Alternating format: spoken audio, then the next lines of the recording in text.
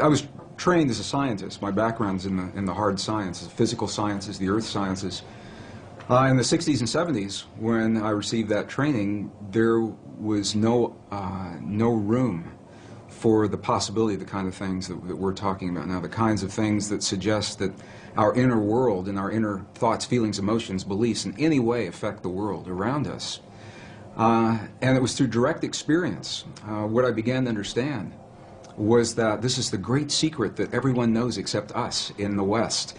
Almost any other culture that we go to, from the monasteries in Egypt and Tibet and India into Bolivia and Peru, the indigenous traditions, little villages in the Andes Mountains, they all know that there is this experience that we can have inside of our bodies that affects our world in some way, and our science simply has not allowed for that historically. Well, I was trained as a scientist, and I was trained to look in the world around me for my answers, so I began to go to these places. I began to go into the monasteries, all the places that I mentioned.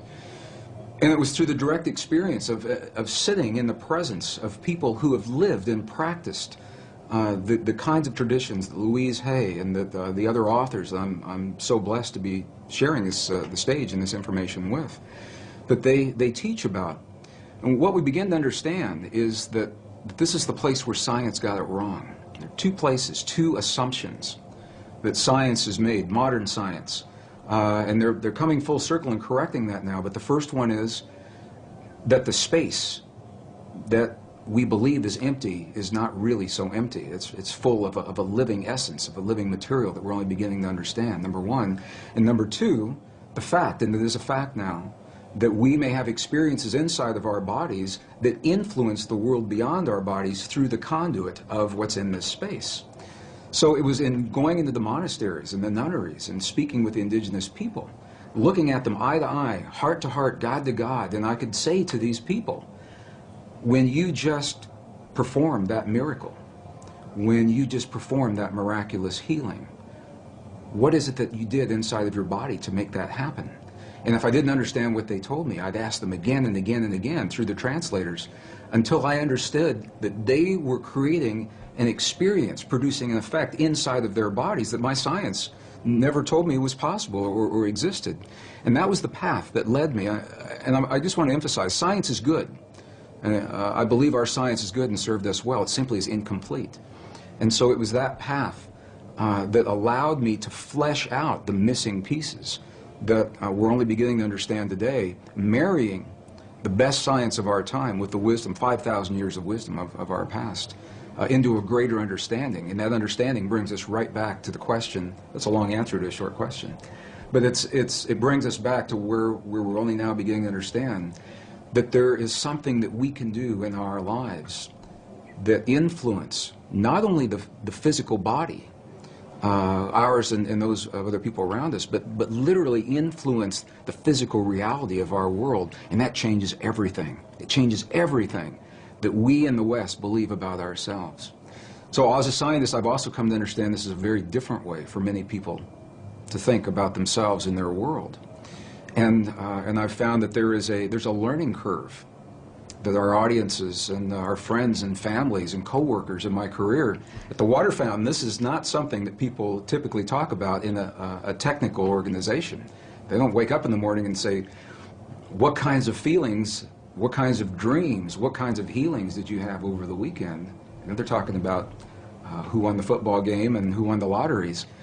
But this is where it brings us, the relevance in our lives, because we all are having experiences every day. Whether we are consciously aware of it or not, those experiences are physically affecting our bodies and our world. What Western science now is beginning to understand, only in the last years of the 20th and now the first years of the 21st century, it is now a scientific fact that the space between things is anything but empty. It is full of a living, pulsating essence that is so new, scientists have yet to agree on a single term. Some are calling it a quantum hologram, very technical sounding name. Dr. Edgar Mitchell, the former Apollo astronaut, I've had the honor of sharing a stage with him a number of times. He calls it nature's mind. Stephen Hawking calls it the mind of God. Others simply call it the field. In 1944, the father of quantum physics, Max Planck, identified the existence of this field, and he called it the matrix.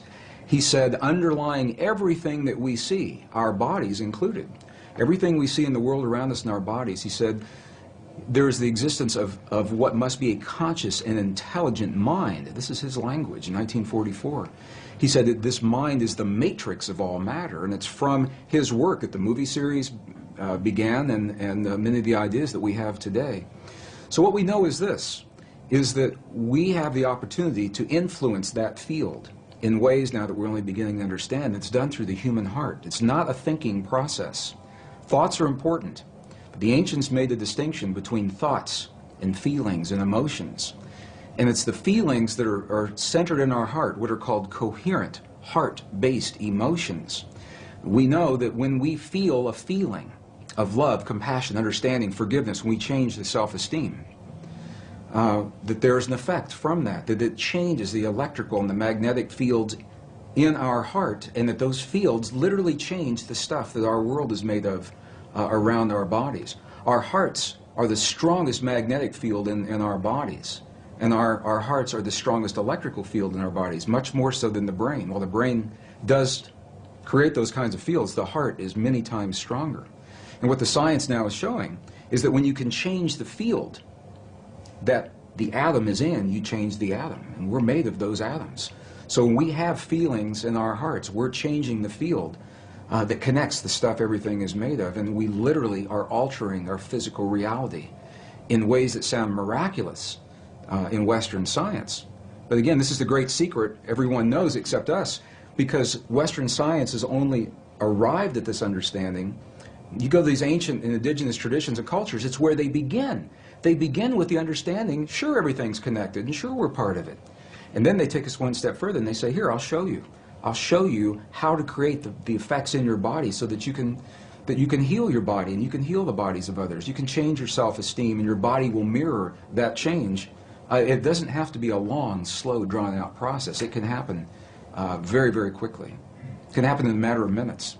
We have video documentation from medicineless hospitals in Beijing, China, for example, where they understand these practices and they've employed them for several thousand years. And we can look into the body of a living woman with a cancerous tumor that Western science says is inoperable. And then we can watch as three practitioners that understand the language of human emotion. They create the feeling in their bodies. They're not looking at that tumor as an illness. They see that woman as whole, healthy, vital, completely enabled, fully capacitated. And as they feel that feeling strongly among themselves, her physical body mirrors that. And we can see it through sonograms. We can see that tumor disappear in less than 3 minutes. And that's how quickly reality can change. And this is where the disconnect comes in with Western science. Because I've shared this information with scientists and medical doctors all over the world, and they say, wow, it's a miracle. We're going to have to come back and study this, and we will as soon as we find a cure for cancer, or as soon as we find the cure to cure on a mechanical level, what they see as a mechanical process. And what we now know is our physical body is the outpicturing, is the mirror of something that is not so physical. And this is where science now is only arriving. The three practitioners in the medicineless hospital in Beijing did not judge that cancerous tumor. They didn't judge it right, wrong, good, or bad. They said it's a quantum possibility, and there are many possibilities. Of course, this is just one. They said, now we're going to choose another one. But this is subtle and very, very different way of looking at things, because they acknowledge what is and invite a new possibility rather than having a charge on what is there and feeling that somehow we have to manipulate or cut out, in the case of a tumor, or change, hammer the physical reality into submission. What they're doing is acknowledging that moment, that example, and they're changing it on the level of what we would call the quantum blueprint. They're feeling the feeling as if another possibility has occurred, and in doing so, allowing that possibility to replace the one that exists without judging the one that exists. I worked, I was an aerospace engineer in Denver, Colorado during the last years of the Cold War, 1980s, and it was when the famous brown cloud was inundating Denver, and we couldn't all drive on the same days. We had to carpool on different days. And one day I went to an engineer friend's house to do my carpool for that week, and I got there a little early. And I'd never been to his house before, and I said, "Can I use your bathroom?" And I went in there, and he had little Post-it notes of affirmations all over the bathroom, and it said, "My perfect mate is manifesting for me now. My perfect mate is manifesting for me now." We got in his car, and he had little Post-it notes all over the dashboard and the rearview mirror. "My perfect mate is manifesting for me now." And of course, I knew what his office looked like, and it was the same way. He had them all over the walls in the CRT. I said, "Does this affirmation work for you?" He said, "Nah." He said, "It never does." And I said, "Why do you think that is?" And he said, well, look at me. Who'd want to be with somebody like me? I'm just an engineer, you know. He had a very low self-esteem about himself. And I began to think about the way that he was applying those affirmations, and other people have applied them very successfully. And what I found the difference was, for him, it was a thought process that never went beyond what was happening in his mind, in his own picturing, his own self-esteem. And the thought is important. The ancients are very clear about this in the Sanskrit text. They tell us that the thought is the image of the quantum possibility. So in other words, in the realm of all possibilities, everything already exists. My friend's perfect relationship and the worst one he'll ever have. The lightest of the light, the darkest of the dark. Our greatest healing and our greatest suffering, they're already there. And what they invite us to do in these ancient traditions is to reach into those possibilities with our mind. This is the power of the mind. And isolate, we lock in one of those possibilities. So now we have taken it and identified it. However, to bring it into this world, to breathe life into that possibility, is the power of human emotion. Our love for that possibility, or our fear of that possibility, either one will work. To bring that quantum possibility into the particle reality of our everyday lives. We don't have to know that. It sounds very technical. We just have a feeling. But this is the science of, appears to be the science of how these things are working. So this is why our self-esteem is so important. When we feel, when my engineer friend felt that, why would anybody want to be with me, is what he said to me. The affirmation for him was an empty affirmation. It was a thought that had no energy to invite it into this world. And an example of just the opposite of that is I know of other people who have simply made a list of all of the attributes of a perfect partner in life, because this is what many people, I'm using as an example. It works in healing, it works in peace, but we're talking about relationships. They make a list of all those attributes, and then they come from the place that relationship is already happening. What is their life like? How is their life different now that perfect partner is there? How is their evening different? How do they spend their time differently? How do they feel when they wake up in the morning and share their lives with someone? And it's those feelings that they live throughout the day. It's not something you sit down and do for a minute and then you get up and walk away. Rather, it's something that we become. We live our lives as if these experiences have already happened, and in that way we invite them into our lives, and they happen frighteningly quickly for some people. It's amazing. I know people that haven't finished their list, and they go out for lunch or a cup of coffee while they're making the list, and the person that just brought them their lunch is the person that's on that list, and they fall in love and they're married 20 years later. I know people that's happened to. So it's about clarity. It's about specificity. It's about being personal, being very clear that these are personal desires. Scientifically, it appears that this field, the divine matrix, it is a mirror and a bridge between our inner and our outer worlds. And it can only give us what we give it to work with. And the interesting thing is that we have been conditioned to feel the feelings of the things that we don't want in life and that we're afraid of. We wake up in the morning and we see the 6 o'clock news and all the things to be afraid of, and then we go through our day saying, oh, I hope I'm not going to see that today, or I hope it's not around the corner. And in my question, so fascinating me, where do we learn to feel the things that we don't want rather than things that we choose to have? And how would our lives be different if we could cut through all of the static and simply choose in our lives what we would like each moment of each day, or our relationships, or our abundance, or our careers, or the peace in our families to look like? What would our lives look like if we could do that? And there's very good scientific evidence showing precisely what our lives would look like because we would very quickly experience everything that we've created.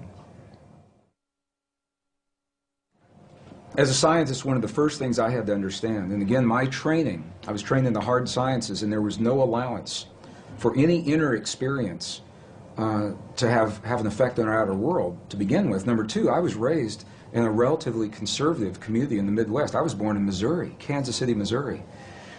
Excuse me, in that part of the world, when you talk about emotions, they kind of get lumped into this nebulous experience. So, thoughts, feelings, emotions are all the same thing. We really don't talk about them much. And by the way, as a male, we don't want to see much of yours. So that was my upbringing. So I began to understand when we go into the other cultures, and I'm referring again and again to this wisdom. We had this wisdom in Western cultures, and it was lost in the 4th century. About 1,700 years ago, it was edited right out of our most cherished spiritual and religious traditions, the biblical edits of the 4th century. It was not edited from the other cultures that we have visited, and that's the value of going into these cultures. And they identify 3 separate yet related experiences that we all have in our bodies, and they literally call them thought, feeling, and emotion. And here's the difference. The thinking, they identify with the 3 upper energy centers of the body. The Sanskrit traditions have a 7 energy center or 7 chakra system that they work with. And they say the upper 3 are related to what we call thought or logic processes. So when we think about something, we picture it in our mind, that perfect relationship or peace between nations. But we can only invite it into our lives when we breathe the power of emotion into that thought. The emotion comes from the lower 3 of those creative centers in our bodies. So when we breathe the power of emotion into our thought, we imbue that thought with life. And those 2 energies meet in the one center that is not accounted for yet in our model. It's in our heart, or what scientists call the 7-layer liquid crystal oscillator in the center of our chest. But we'll just call it our heart, because that's what it does. Our heart is creating electrical and magnetic waves that are influencing the world around us based on what we think and the emotion that we breathe into those thoughts to create the feeling. So now we've just defined feeling. Feeling, by definition, from the Sanskrit tradition, is the union of thought and emotion, creates the feeling. Now what makes this really interesting is that those traditions say we are capable of only 2 primary emotions, love and whatever we feel the opposite of love is. And when you get really deep into the teachings, there are 2 aspects of the same thing. But what they say is when we have our thought, we are either breathing the love of that thought or our fear of that thought to create the feeling, and the feeling then becomes sadness or joy or compassion or anger. Those are not emotions, those are feelings. Now for some people they say, well, you're nitpicking. What difference could it make? And these are the subtle differences between these ancient ways of viewing this inner technology. It's literally a technology, because we can have the same thought or the same affirmation and imbue it with a different emotion and have completely different feelings and create a different outcome. And this is the great secret that was edited out of our Christian and pre-Christian, Judeo-Christian traditions when 45 books were removed in the 4th century. 20 were taken out completely. Another 25 were condensed and rearranged. And we know this because we found the information now in the Dead Sea Scrolls, the Nag Hammadi Library, the Coptic, the Gnostic texts. So we know what those texts would have said if we had had them. But the interesting thing is, without those texts, we tend to rely upon the written word, the validation, to feel that power in our bodies. I think everyone senses or suspects that there's an untapped potential in the human body. I've been on every continent of the earth, and I've asked every audience I've ever been in, do you feel that that's there? And they say, yes, we feel there's something there, but we just can't quite get it. Why is that? So we have a feeling that there's more to us, but we rely on a written validation in a 5,000-year-old text or a scientific study to tell us that it's true. And this is, I think, the value of going into those texts, is we get to see the words that literally say, in the Gospel of Thomas, the lost Gospel of Thomas, it literally says, when these 2 become one, when thought and emotion become one, then you'll say to the mountain, move, and the mountain will move. And I used to think that that was a metaphor. And I now have seen enough to know that moving a cancerous tumor inside the body of a living woman, that's moving a mountain to me. And it's all done from marrying thought and emotion together. In 1998, I had my first journey into the highlands of central China and Tibet. And it was during that time we were given a personal audience with an abbot, who's an elderly leader of a particular sect in the monastery. And this abbot passed just a couple of years ago, so I'm glad that we spoke with him when we did. And it was this man, I asked the question that I asked every monk, every nun, I asked the shaman in Peru and Bolivia, but I had the clearest response from this man. And I asked him a question. I said, when we see your prayers on the outside, and we see you in the chanting hall for 12, 16, 18 hours a day, and we see the bells and the bowls and the mudras and the mantras and the gongs and the chimes and the incense, when we see your prayers on the outside, I said, what are you doing on the inside? And this was the man that looked at me. He said, you've never seen our prayers, because a prayer cannot be seen. He said, what you see are the things we do to create the feeling in our body, and the feeling is the prayer. And then he turned the question on me, and he said, how do you do this in your culture? Through a translator. And I began to think about this and realized that when we lost the words in our most cherished spiritual traditions that tell us that feeling is a language that speaks to our bodies in this world, and we lost the words that validated that, we began to think that the words themselves were the prayers, and if we say, or the affirmations, and if we say those words the right number of times, the right time of day or the right time of year, that we've said our prayer or our affirmation, and then if it doesn't work, we get frustrated and we say, well, my prayer didn't work, or my affirmation's not working for me, because we lost the link with feeling and emotion. When I was in the monasteries in Tibet, and the abbot had passed, a new abbot took his place, who was already in his mid-80s. He's the new young abbot. He's already in his mid-80s. And I asked him a question, and this was in 2005, we just went back. And I asked him a question, and I said, what is the force in your tradition, in your belief system? What is the force that connects the universe? What's the force that holds everything together? And through the translator, he answered me with one word. And I thought I heard it incorrectly. And I said, would you do that again? And he came back and he answered me with one word, and he said, compassion. And I said, well, wait a minute. I said, is compassion a force that holds everything together, or is it a feeling that we experience in our bodies? And he said, yes. And that was very powerful for me to understand that, because it says that we have the ability to feel in our bodies the stuff that holds this universe together. And we're really not so different from those quantum particles in the stars beyond us, or in the tumor that's in front of us, in the suffering of our loved ones, or in the peace between the nations. It's all part of the same thing. The challenge is to make it more than an intellectual exercise. How do we know we're part of all that is? One of the ways that helped me come to that realization, there was an experiment that was done in 1997 in Geneva, Switzerland. Made world headlines. 3,500 reporters from the science journals were there. They documented this experiment, and it didn't make the cover of Time magazine or USA Today, although I think it should have.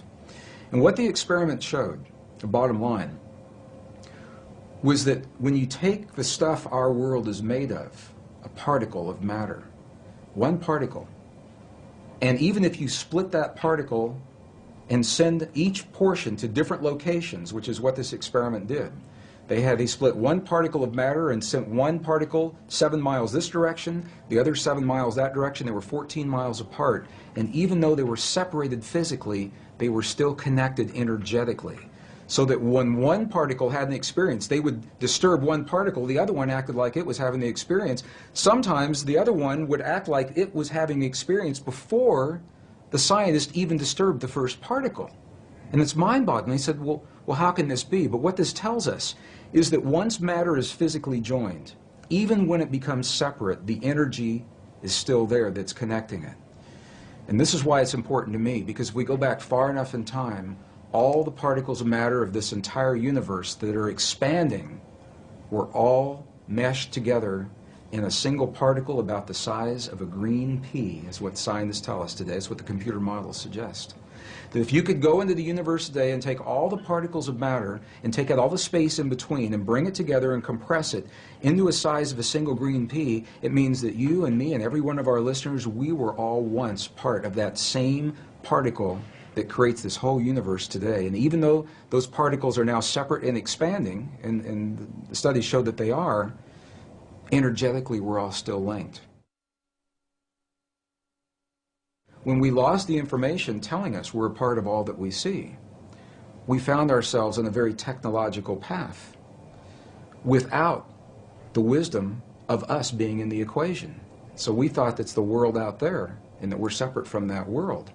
Now what's happened is our technology has come so far that our very existence is threatened by the technology that we've developed, whether it's the wars or the viruses or the climate change. So I believe we've come full circle now to survive our time in history. We've got to write ourselves back into the equation. Our prayers, our affirmations, our beliefs, our language. And when they're spoken through the language of the heart, they have a direct, powerful, and immediate impact on our bodies and the world around us. And it invites us to be very, very aware of what it is that we truly hold in our hearts as the truth of our world, because we live that in our lives, from the lightest of the light to the darkest of the dark, the greatest fears and the greatest joys. What we're beginning to understand is that human emotion and feeling and belief is literally a language. It's a nonverbal language that this field recognizes and understands. And the field works in what we call real time. It doesn't know about a few minutes from now. So if you say in your affirmation, 20 minutes from now, I'd like for my perfect mate to manifest for me now, it doesn't know about 20 minutes from now. It is a real-time application. And this is why the key, and this is what the ancients say, and this is what the monks and the nuns tell us real-time today. They say to be very specific about what it is that we're choosing to have in our lives, because what we're doing, and it helps if we understand this, what we're doing is in the world of quantum possibility, in the soup, the nebulous soup of all possibilities, what we're doing is we're isolating, we're locking one into place. And if we're not specific about what that possibility is, then how can the field be specific about what it is that it gives to us? Whatever it takes to get us to the point where we can transcend the limits, the laws of physics and biology as we've known them in the past. We have a power within us that transcends those laws, that we're more than our mistakes, that we're more than the suffering, we're more than the limits that we believed in the past. And that is where I say, wow, that really inspires me.